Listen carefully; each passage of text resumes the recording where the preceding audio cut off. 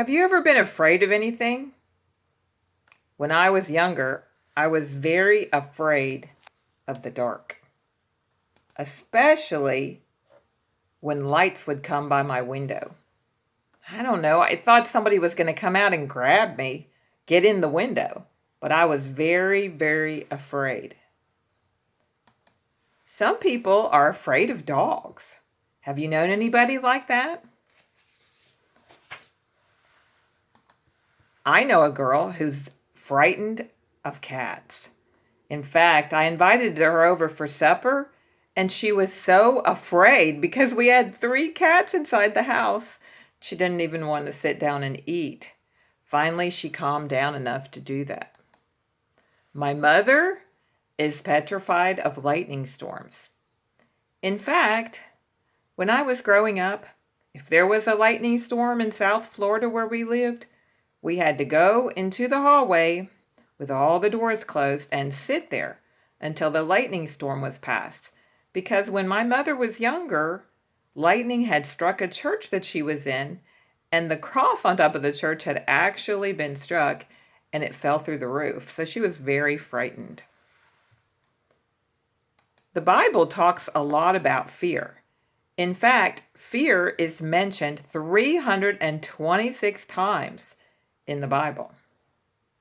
Our world is full of fear right now. In fact, closed schools because people are afraid that children might pass the virus around. And so there's no school and the buses have stopped running. Parks are closed because nobody wants to get COVID-19, the coronavirus. And so you're not allowed to go and play in the park. But God says, so do not fear, for I am with you. Do not be dismayed or discouraged, for I am your God. I will strengthen you and I will help you. I will uphold you with my righteous right hand. So God is there for us. The psalmist reminds us, the Lord is my strength and my shield. My heart trusts in him and I am helped. Psalms 28:7. When I see that word shield, I think about soldiers.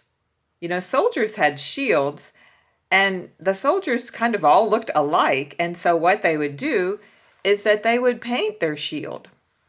And they would have different colors and different shapes on their shields. And these shapes and these colors meant something. Blue would stand for truth, for example, and white would stand for peace. Some even painted animals on their shields. If they had a lion on their shield, they were saying that they were courageous, they were brave. If they had bees on their shield, they were reminding people that I'm a hard worker. If they had eagles on their shield, they were saying, I'm a good leader. If they had a cross painted on their shield, perhaps they were saying, I'm trusting in God. Sometimes families would have like a coat of arms. So I looked up my name before I was married. It was Stewart. So here is my coat of arms for Stewart. There were 3 lions on there, so I guess we were very, very brave. Once I married Mitch McBride, then I became a McBride, so I looked up his family's coat of arms. And it's interesting that there are fish on it. And my husband likes to fish. He fished last week at the Tombigbee Waterway. And so his family coat of arms has fish on it. What would your coat of arms look like? Maybe that would be a fun activity that you could do today. You could draw a shield and then you could decorate it to describe you. Remember, the Lord is my strength and my shield. My heart trusts in him, and I am helped.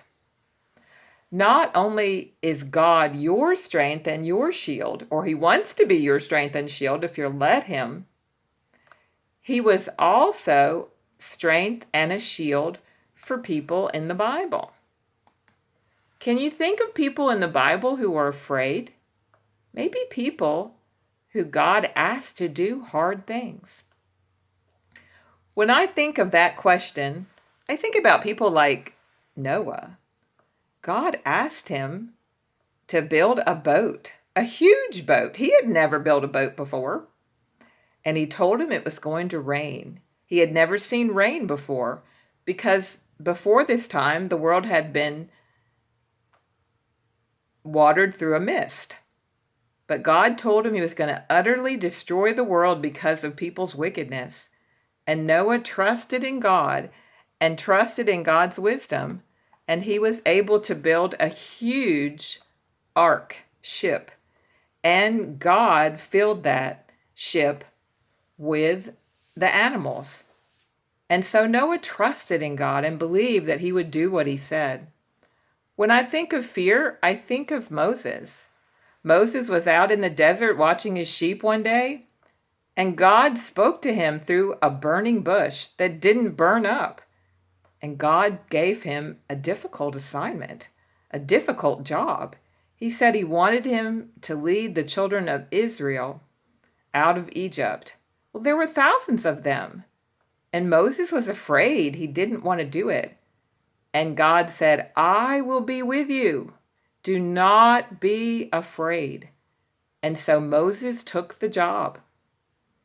But then when they were in the desert, the Red Sea was before them, and right behind them were the Egyptians in chariots racing after them.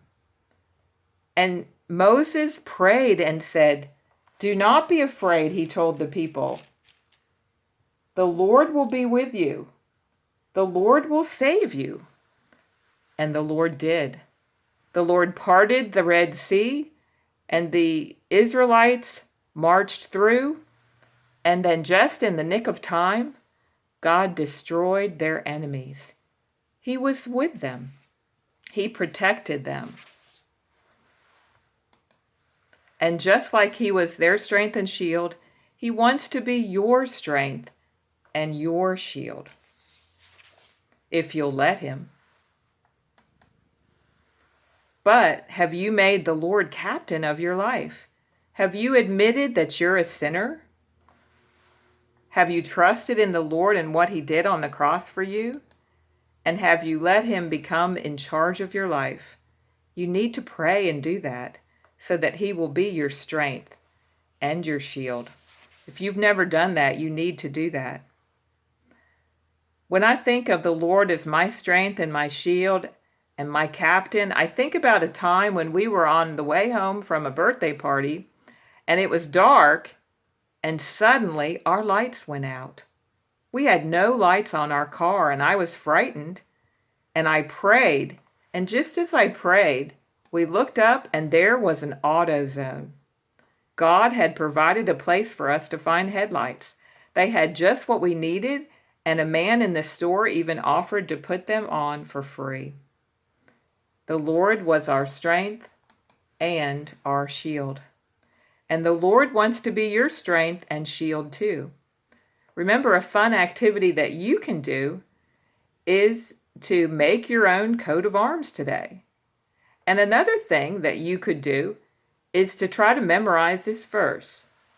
If you have a ball around your house and you have a brother or sister or a friend that you could throw the ball to at a safe distance, then you could say each word, pass the ball. The Lord is my strength and my shield. My heart trusts in him, and I am helped. Psalm 28:7. That's the truth. The Lord wants to be your strength and your shield.